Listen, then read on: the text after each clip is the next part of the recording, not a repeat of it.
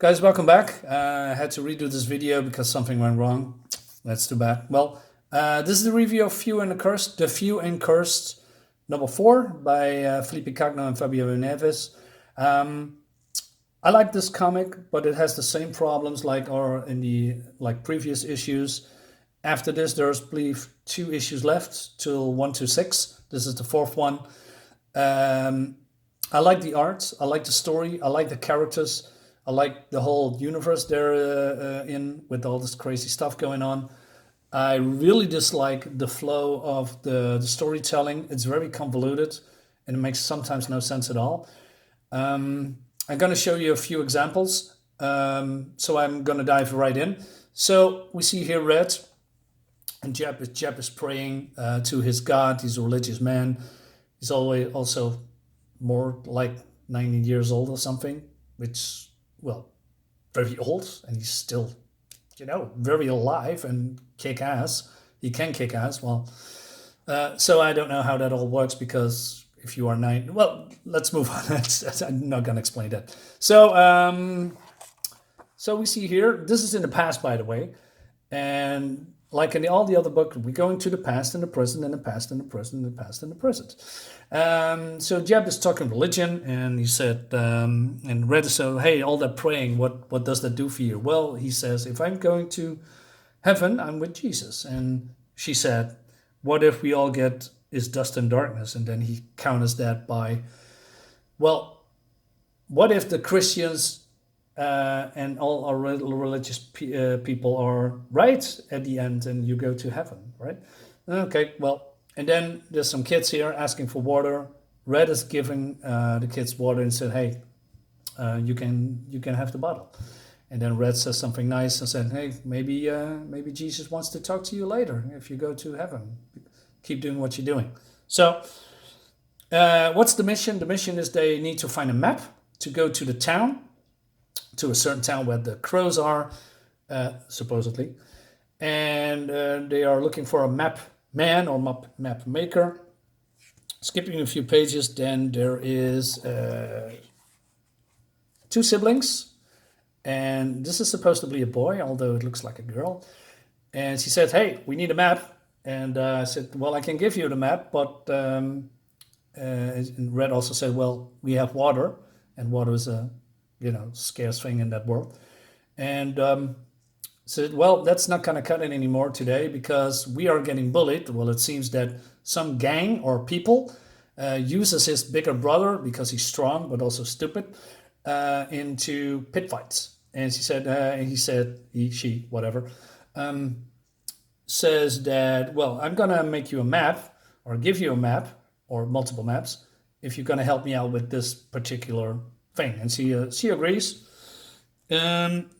Skipping to the present again, which is not really the present, because why is not this the present? Although this is the present, it's not really the present, because in Few and the Curse number 3, and this is issue 4, we already know that they are in this town and shenanigans already happening. So although this is issue 4, it's not really the present. It's not really now, although it says here now. It's not entirely true, Mr. Felipe Cagno and Fabio Neves. Are you the writer, Felipe? Yes, you are the writer. Okay. So we have Jeb here. Jeb is getting shot by Zaclair. He's getting shot. And then this guy, I'm forgetting his name because he's really important and a very annoying character. He's a coward.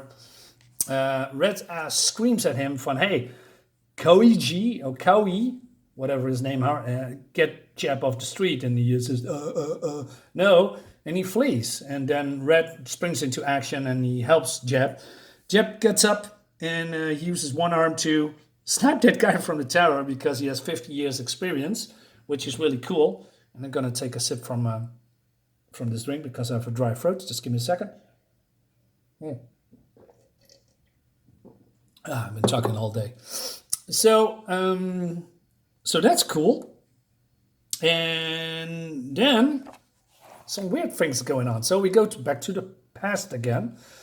And there's this group of whatever. I don't know who these guys are, but they have a water tank.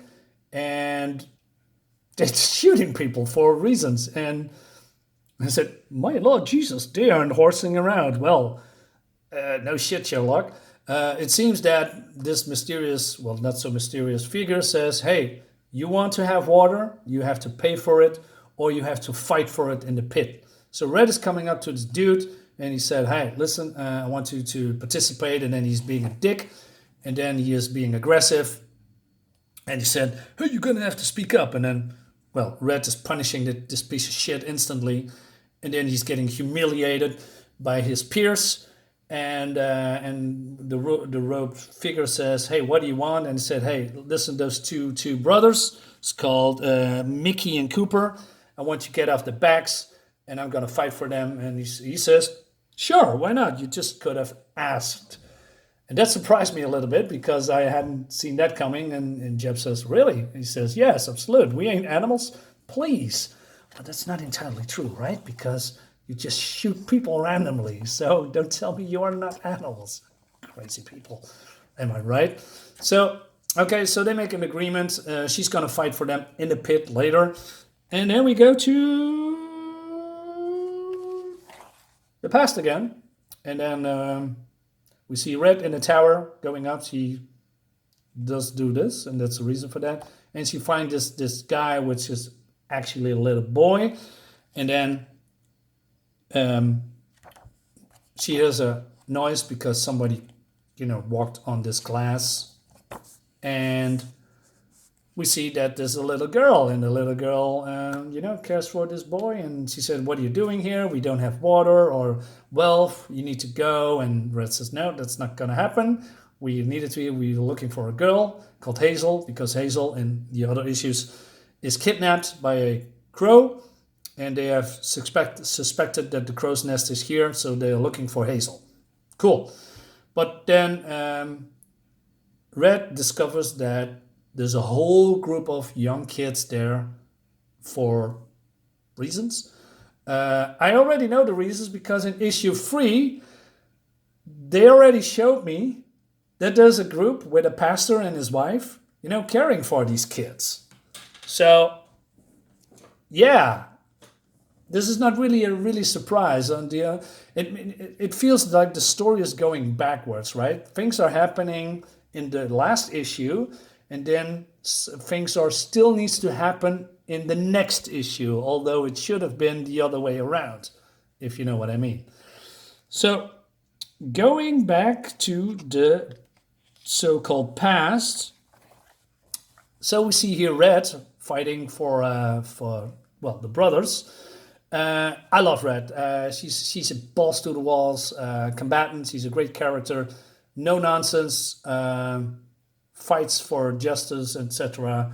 I love her, and she can take a punch, and she is not afraid to get hurt or dishing out some hurt to other people.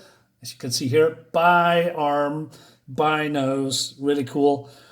And then there's only one left, and that's called Barrett. Barrett is the big dude that she's slapped on the ears earlier. And there's a lot of people there, and there's some kind of a cabal, I think. And they say, hey, what? Skip a few pages again. So they say there's a group of people called McKennas. They say, thank you for the spectacle, Rag Lady. Ask you to choose a prize for your last match. And she said, if I lose, she said, we trust our collective. And she said, what do you want? She said, I want you to get off the back of the kids, never entering the ring again, and I want to also have Barrett's rifle out of spite. So the council agrees, or the McKennas, or whatever they are called, and said, I enjoy this bitch. And he's getting, very aggressive. She's getting a few punches, getting a few licks in. And then this happens.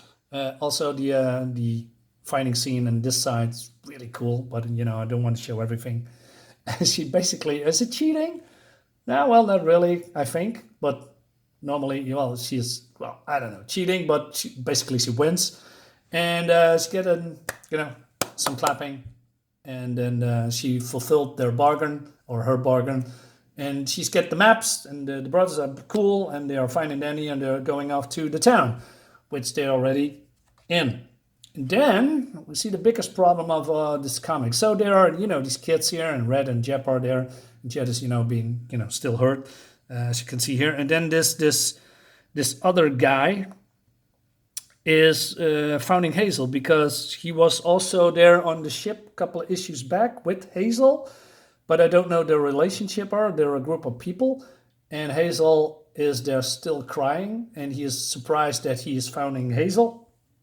Not sure why he's bursting into this door. I'm not sure if he's looking for Hazel or that he stumbled upon her accidentally. And that's basically the end of the book. Well, we have some, of course, cool art, like in the other issues as well. And then going to the issue 5. This is not the cover for issue 5, by the way. Or maybe it is. I got an alternate cover. Doesn't matter. So the problem. What's the problem?